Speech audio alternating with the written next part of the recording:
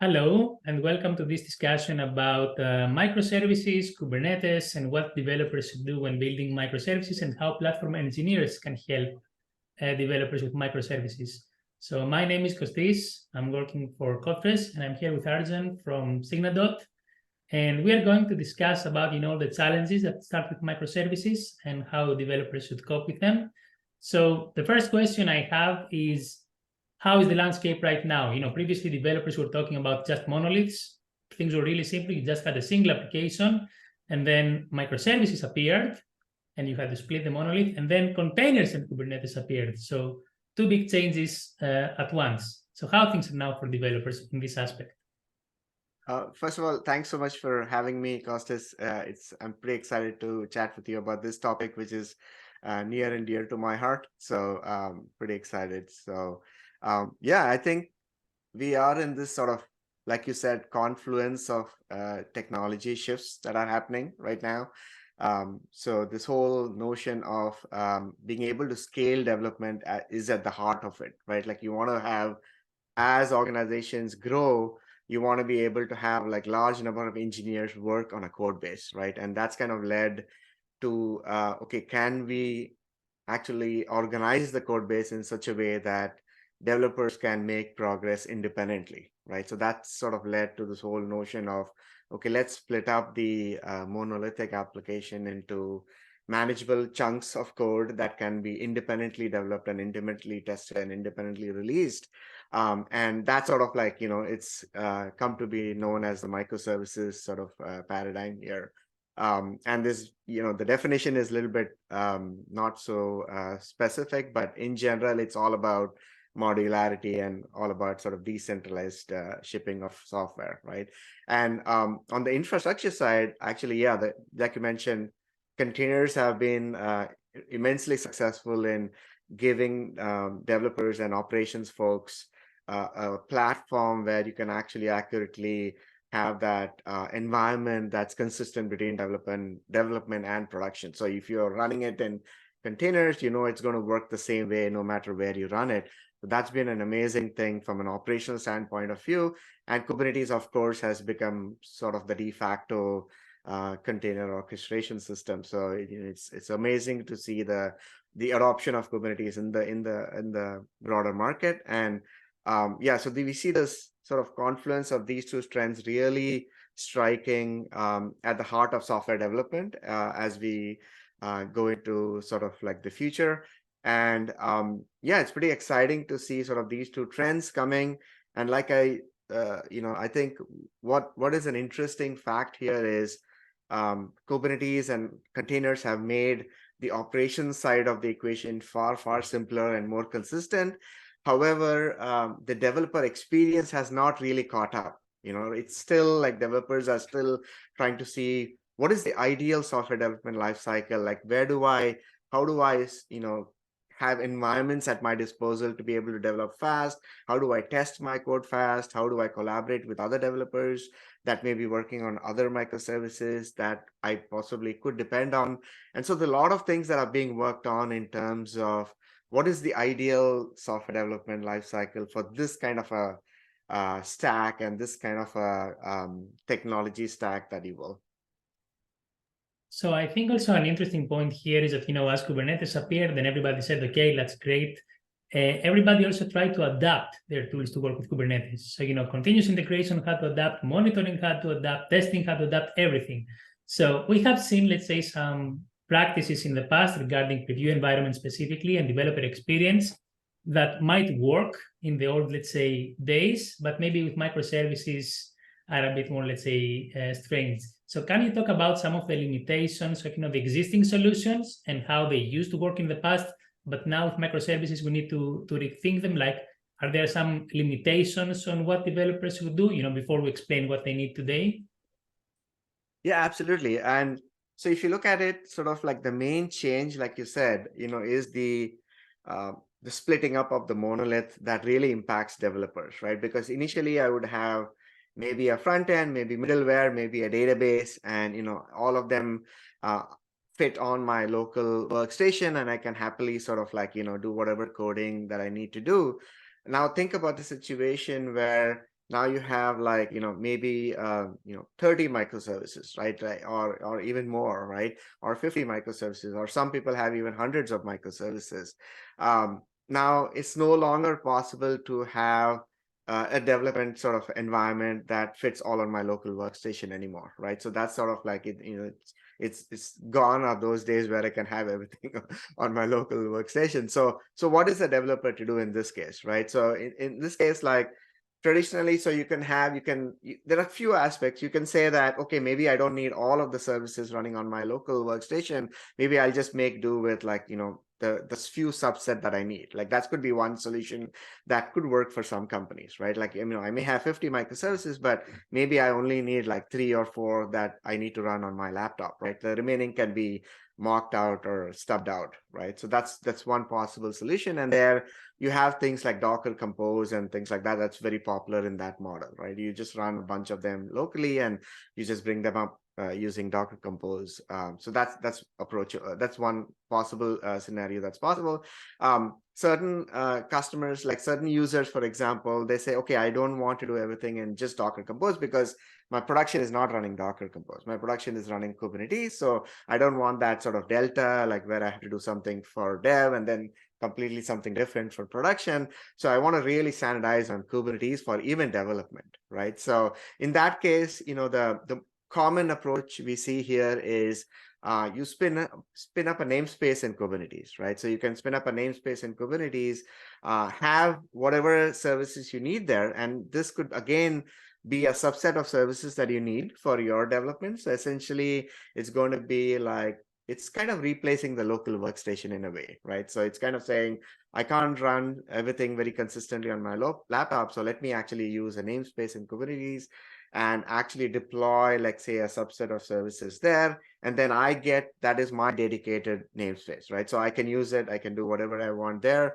I test my changes there, and then I'm ready to sort of merge my code or, get onto the release CI/CD process. So that is what we see as sort of like, the traditional way of like, okay, let's use Kubernetes as a development environment, and namespaces are very natural sort of a way to isolate different development environments because that's inbuilt into Kubernetes, and you get sort of a decent amount of isolation there between different developers, and you still use the same Kubernetes cluster, and so the control plane is reused between the namespaces. So, and then you can actually have different SLAs or RBAC and other controls that you can use to determine how long these namespaces live and who has permissions to what namespaces and things like that. So that's a fairly a common approach that we see in terms of like using developer environments. And you asked about sort of like, what do you see as the pros and cons here? So the pros here for this model is it's easy, like it's understandable, it's inbuilt into Kubernetes. And another advantage is that it separates sort of like the operational aspects of bringing the namespace up to the developers just using it. Like, so from a developer perspective, they just are working on a namespace. They don't care about sort of like, how it was brought up and things like that. Maybe the platform team or the DevOps team can actually own the sort of provisioning of these namespaces and determining like how they come up and how they get turned down. And developers just mostly are using these namespaces for their testing, right? So they may have some developer tools like maybe a CLI or some kind of UI to work with these namespaces, but mostly developers are just using it, right? So they're not, they don't have to do much work there. So that's kind of the advantage. The downsides we see especially relate to how these perform at scale, right? So like, for example, as you have more and more number of microservices and developers in a team, what happens is all of these environments become fairly bloated up, right? It may not be just a few services that go into a namespace. It could be like, tens or 15s or 20 services that go there, along with databases and message queues and cloud resources. So you have to think about, okay, how do I port a subset of the application or possibly the entire application to fit into a namespace?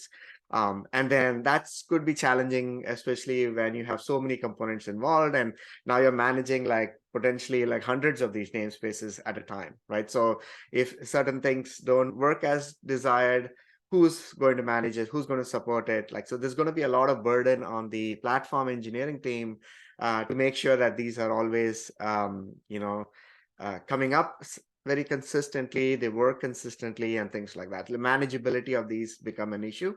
The other issue that we've seen is the how up to date these environments are, right? Like, remember, like these environments are being spun up on demand by the developers, but code is continuously being merged to the trunk, like the main branch of all the microservices, right? So you need to make sure that these environments like don't live for too long.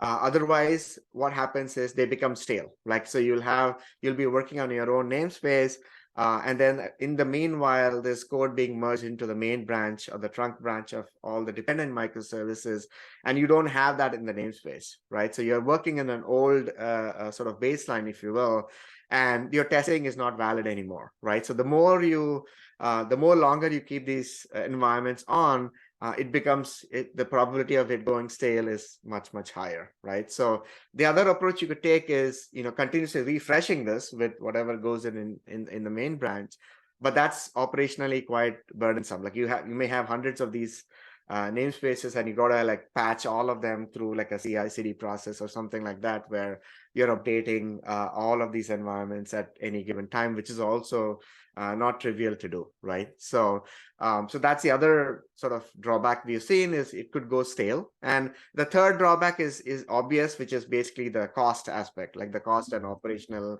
overhead of maintaining these environments, because you're going to duplicating these environments. And if you have like hundreds of developers in a company, you're going to have hundreds of these namespaces, and the cost will linearly increase with the number of environments that you have, right? So basically, that's there are ways to obviously mitigate the cost, like you can use spot instances and so on and so forth, but those are additional work that you need to do. But in general, like cost is a pretty important factor that we are seeing out there in the marketplace. Yeah, so those are some of the angles I would talk about.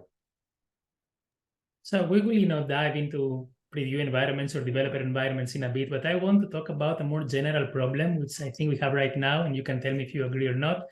That right now, the cloud native ecosystem or the Kubernetes ecosystem is great because you can see so many tools coming out, but all those tools usually are focused on operators or SREs or DevOps people. So nobody, is thinking about developers. So when, we come to the question, let's talk about preview environments, everybody knows how to create preview environments, manage preview environments, but nobody thinks about the end result, like what is the developer experience for end users.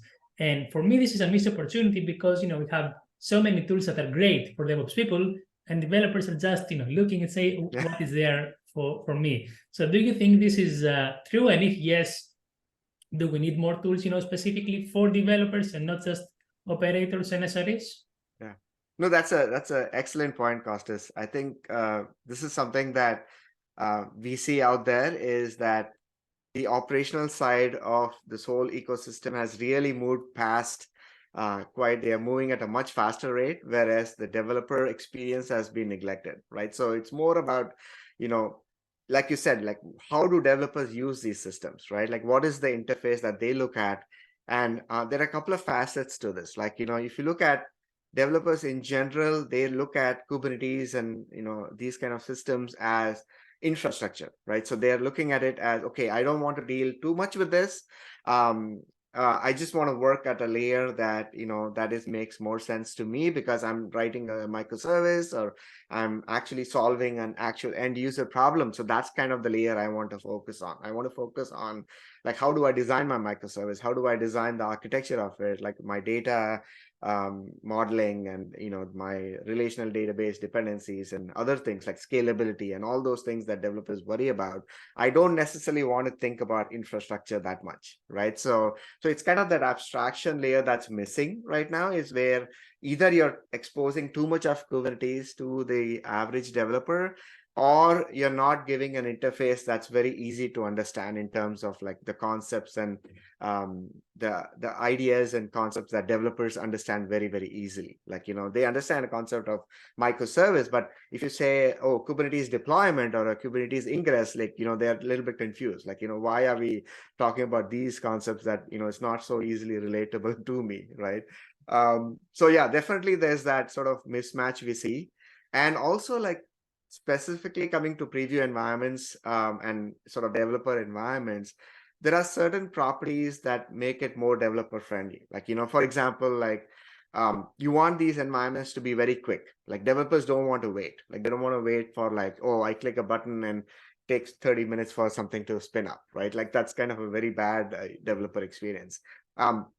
They probably want to have like a CLI or some kind of interface to this software or tool that's very easy to use, that's intuitive, and it's kind of fits within their development workflow, right? So for example, if it integrates within the PR workflow, it's very good for developers because they're used to sort of like, always pushing a PR. And if I can get that environments to be spun up as part of the PR workflow, it's great, right? Even before the PR, they may want to have something that they can work with locally. Like, for example, while they are actively working on a microservice, like they're not ready to do the PR yet, right? At that phase, what is the developer experience look like?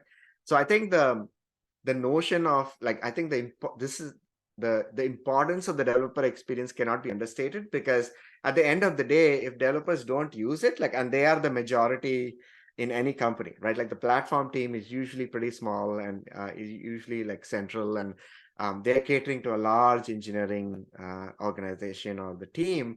And so if the individual developers don't use it, then the whole point is lost, right? Like, because you're not going to have the adoption, and you're not going to really accomplish the goals you set off to begin with, which is like, how can I ship code faster? How can I ship code faster? How can I do it with higher quality? Yeah.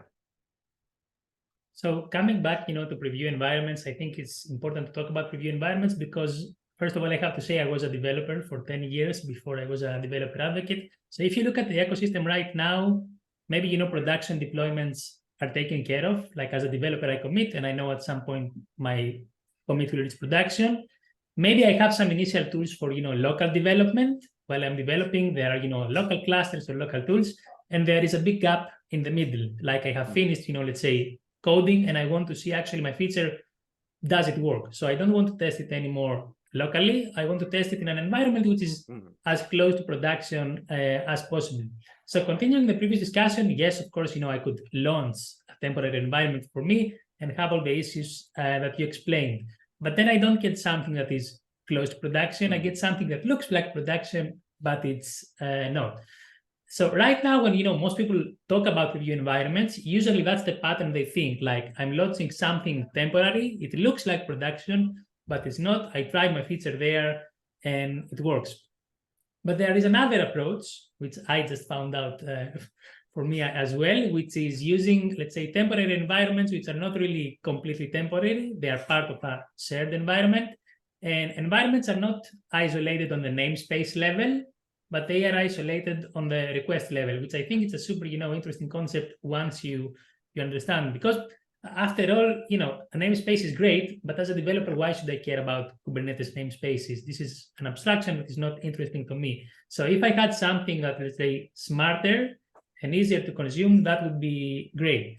So I believe because, request level isolation is something new, maybe you can talk about this pattern and explain, the advantages and disadvantages and why it's better than the traditional solutions? Yeah, absolutely. And this is something that yeah, it's a different approach to having this sort of like developer environments which are on demand.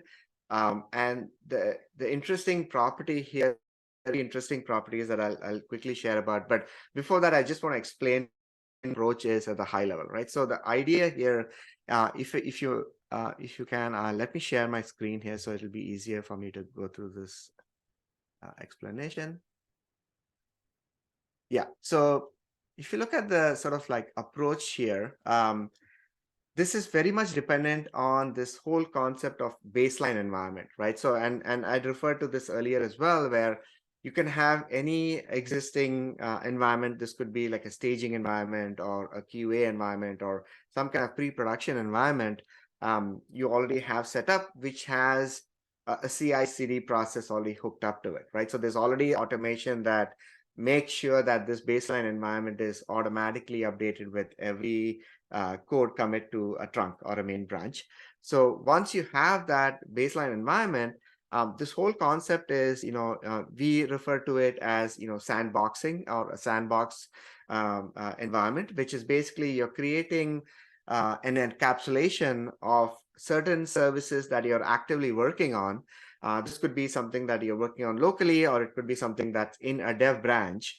And you introduce that specific under test version of that service in the same cluster and make it work with the remaining dependencies, right? So the idea is like, so you create a sandbox with only the things that you're changing. So it's very cost efficient because you may have hundreds of microservices, but you're only changing a few at a time, right? So you're only changing a few at a time, and the things that you're changing can be encapsulated in a sandbox, right? And a sandbox is, think of it as a logical sort of container of these workloads, right? So this could be, a few microservices. It could also have resources, which I'll talk about in a second, but essentially containing this in a sandbox, and then you're using request-based isolation to isolate sandboxes and the baseline. And what I mean by that is the other approach that we spoke about earlier is where you're creating namespaces. There it's more like infrastructure level isolation. Like every environment is completely isolated as pods, right? Like the Kubernetes takes care of like the isolation. Whereas here you're sharing the baseline between the different sandboxes, but you're using requests that are at the application layer to isolate the request flows that happen through the environment, right? So me as a developer in this case, for example, I may work on source repo 1, for example. I have a change that I have in my dev branch. I spin that up in a sandbox, and then I make requests into the environment using like either my publicly available ingress URL, or I could use like an API to my microservice itself. But essentially every request is tagged with some kind of unique identifier, like a tenant that identifies that unique tenant in the system. And based on the value of the headers that contained in the request, you can actually route the request dynamically in the cluster to go to certain sandboxes. Like in this case, for example, if I'm working on a version of microservice A in my branch, and I make a request to, let's say, the front end of the application, the request flows will happen through the baseline. And then when it comes to deciding whether the request flows through A or A prime, and A prime is sort of this my dev version, there is mechanisms by which you can isolate it and say, hey, this header is actually meant for the sandbox, which contains A prime. So let me actually route this request to A prime, right? And there are various ways to do this request isolation, or rather dynamic routing of request. A service mesh would be the very natural way to do it. So if you have a service mesh, you can integrate with a service mesh and sort of configure it so that it does that for you.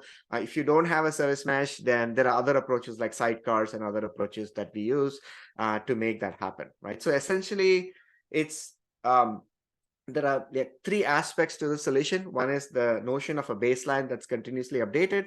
The second one is that of tenancy. Like the tenancy concept is very strong in this model, where every request is tagged with tenancy. And the third aspect is how do you route based on tenancy, right? So that's the third aspect, which is routing.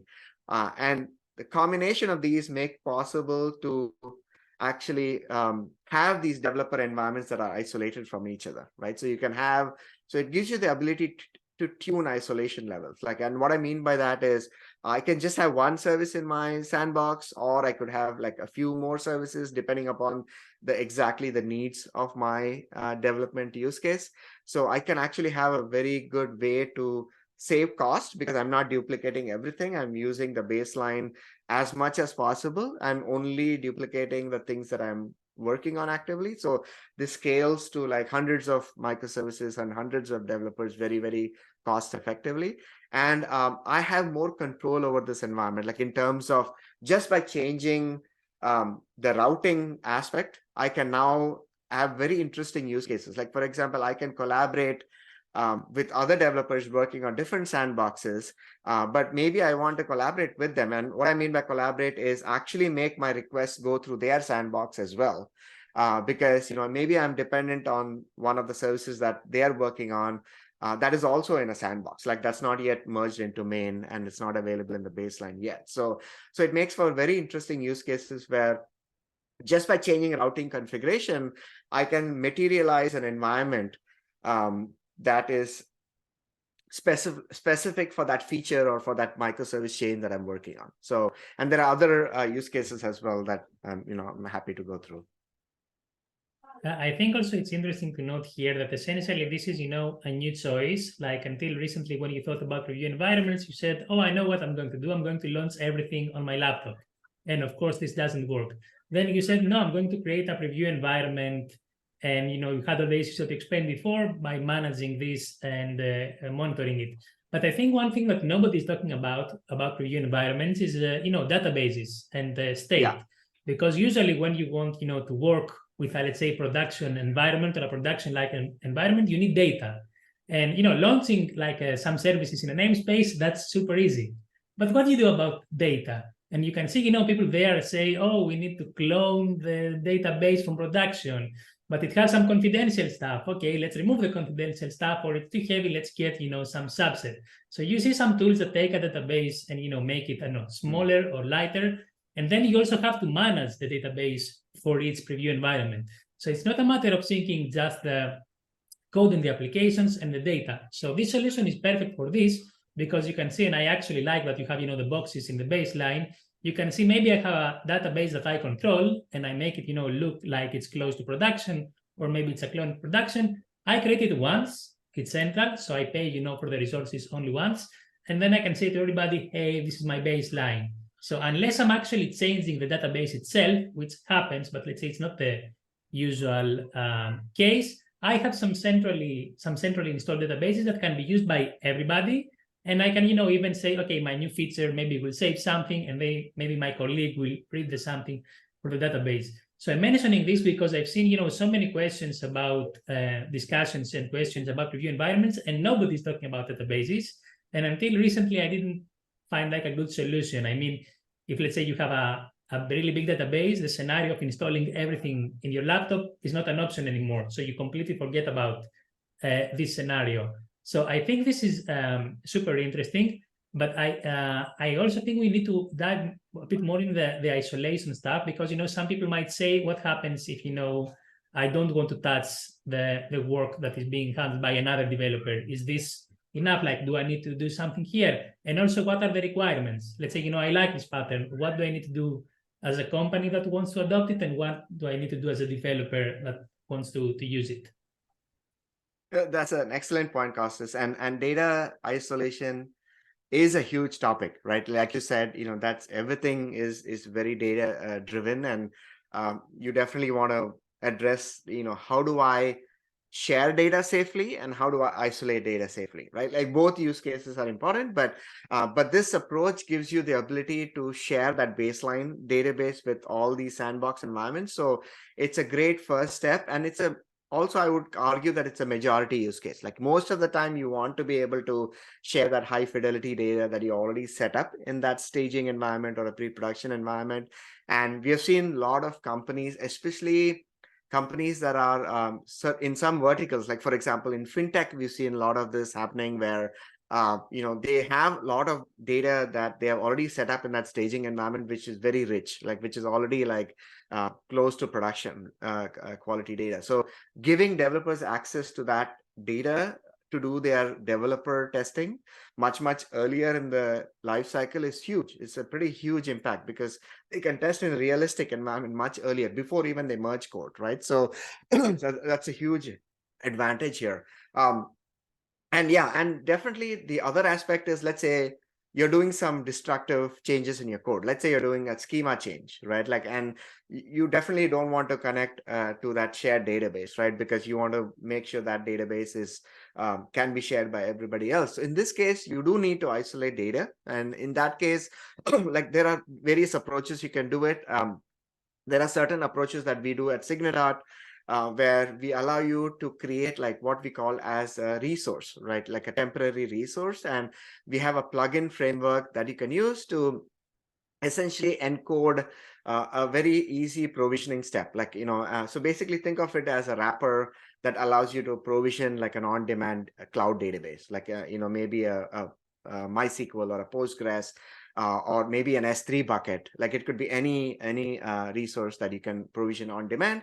And we usually link that, or rather synchronize that with the life cycle of the sandbox. So when the sandbox comes up, and if the sandbox says, I want a database, then the sort of like our platform takes care of running the script that you provided to provision the database. And then when the sandbox is destroyed, that database is also reclaimed, right? And another important aspect I want to mention here is you may not want to spin up like a heavyweight resource for every sandbox. Like, typically, like you don't want to spin up like a RDS server for every sandbox. Like what you want to do is potentially create a schema on an existing RDS server that you already have set up, because the schemas are quite lightweight and you can spin one up, fairly quickly. So that what we see many of our users do is do that kind of approach where you have these logical isolation of data, and that's kind of what is being these resource plugins that we use along with the lifecycle sandboxes. So that's where you can benefit, like, by these both approaches, you can benefit by shared data in that baseline environment, as well as you can spin up on-demand schemas or on-demand resources that you will need to have to test, let's say, schema migrations and other aspects of it, right? So that's kind of how I see data.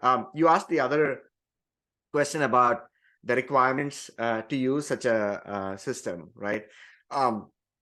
The main requirement here is, because these environments are isolated based on requests, one requirement is that the services actually propagate that request context through them, right? And this is very easily done using this open telemetry libraries. Like, so open telemetry is traditionally more known for distributed tracing, but there's also an important aspect that it covers in open telemetry, which is context propagation, right? You need that for distributed tracing also, because you need to propagate the context of a request through multiple services, right? And that's kind of how the traces are stitched together. So what you need for this kind of approach to preview environments is just the context propagation part. Like, we don't need you to have tracing necessarily enabled, though that is useful for obviously observability purposes. But as long as you have context propagation, then that is the only, I would say, the main prerequisite to using the system is having that context propagation through your services. And that can be done in a more incremental manner. Like, you can do a few services if you don't have it. And then you get request flows that go through those services, and you can have sandboxes for that request flow. And as you see value, you can add context propagation to other services as well. And this is generally useful practice to have, because it sort of like paves the way for tracing as well, right? So which is very useful for debugging microservices-based applications. So it's not something that is very specific to this environment solution, but it's something you should do anyway, like if you have a distributed application, right? So that is the main requirement. But once you have that, then all of these things fit into place. Like, you can have, like, the baseline, you can have the tenancy concept introduced in those headers that are then propagated by open telemetry, and then using service mesh or the sidecar, you can actually start to dynamically route these requests and get that request-based isolation. Okay, so I think it's time to wrap this up. Any last words for our audience, and also where to find you? Yeah, we are at www.signaldart.com. We have feel free to sign up for a free tier. We have a tier that's completely free. You can try the product completely free without needing any credit card or anything. We also have a Slack group that you can be a part of if you are interested in sort of discussing anything related to microservices or developer productivity or platform engineering as it relates to this stack, cloud native stack. So we are super excited to have you in our Slack community. And you can also sign up for our newsletter. We have a newsletter that you can sign up for here. And we send out a newsletter once a month, just sharing the news in this domain and keeping you up to date with whatever happening in this side of the technology community. So yeah, feel free to check it out. And, I'm happy to answer any questions that you have. Yeah, so to recap, we have talked, about how microservices, containers, and Kubernetes have changed the ecosystem today. What are some of the traditional solutions that people were using for preview environments, and why they are not, let's say, the best solution today, especially for microservices? We have talked about request level isolation, which is a brand new concept for me, and I'm happy that I learned it. And we also explained how you can use this new pattern for preview environments or developer environments, and why it's better in terms of cost, simplicity, data isolation, and also collaboration with other people. So I hope you enjoyed this one. See you all in the next one.